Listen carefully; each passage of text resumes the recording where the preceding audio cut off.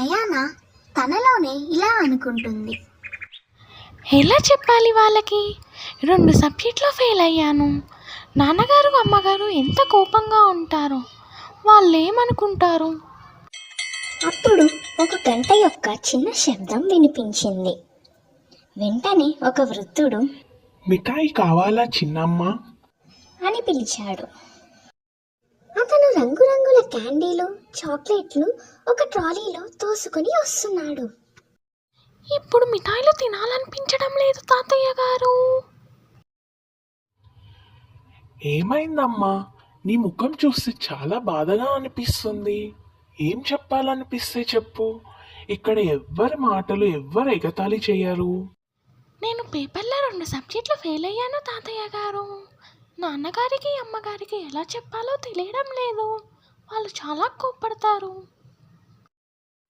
అప్పుడు వెండర్ ఇలా అన్నాడు.